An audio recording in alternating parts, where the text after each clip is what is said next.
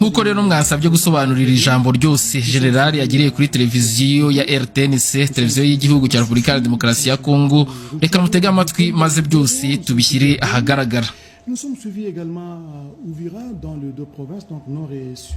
Generali, abantu benshi baradukurikiye mu bice bitandukanye muri Kivu y'Amajyepfo, muri Masisi, Rucuru, Butembo, Rubero, Beni ndetse no muri Uvira mu ntara zombi za Kivu y'Amajyaruguru na Kivu y'Amajyepfo.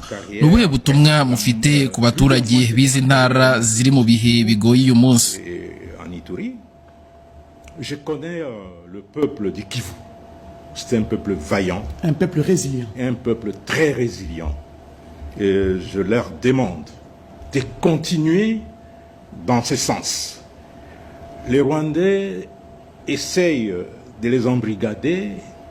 Les Rwandais essayent de solliciter leur confiance, mais ils n'acceptent pas. Murakoze cyane Oscar.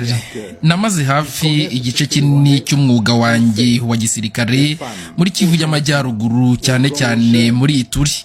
Nzi abaturage ba Kivu neza, n'abantu b'intwari, abantu bihangana. Ndabasaba gukomeza uwo murongo. La population parfois pour solliciter leur soutien, mais avec des marches forcées, les Congolais du Kivu ont refusé.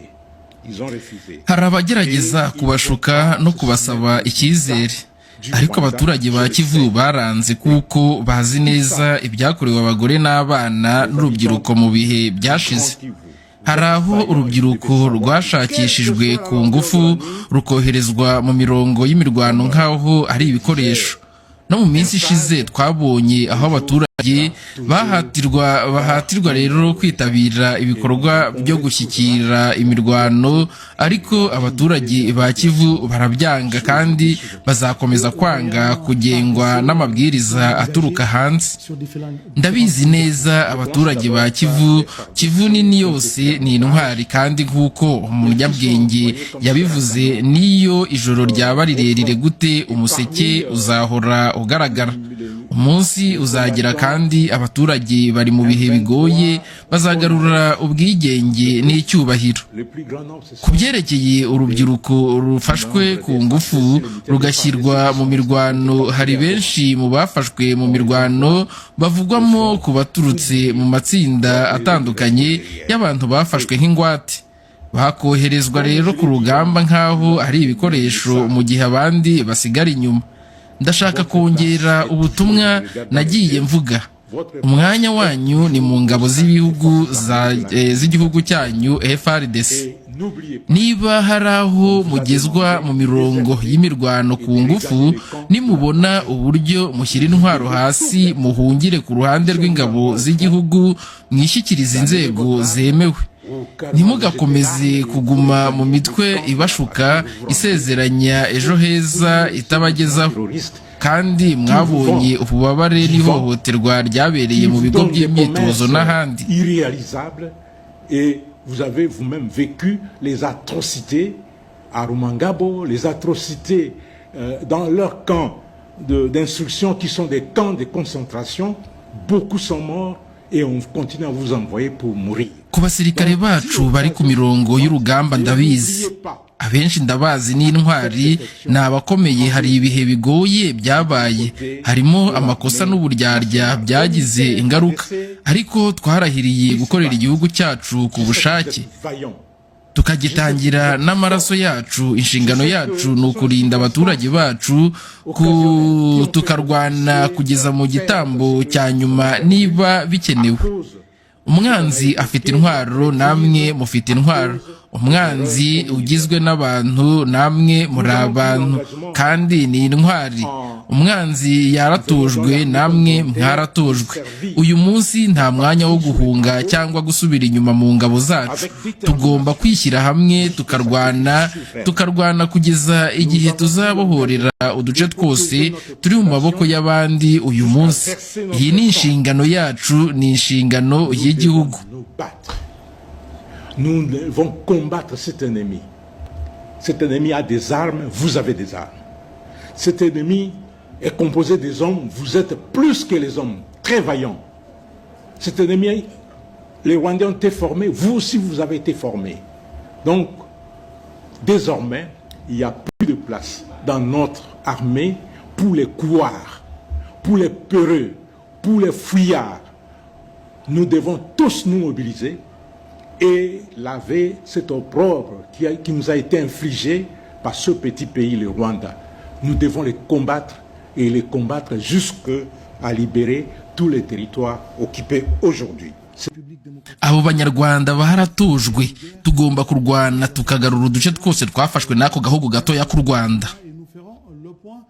Sur la situation sécuritaire dans la ville d'Uvira, province du Sud Kivu. Avec nous sur ce plateau, le porte-parole des forces armées de la République démocratique du Congo, le général-major Sylvain Ekenge. Bienvenue sur ce plateau. Merci Oscar.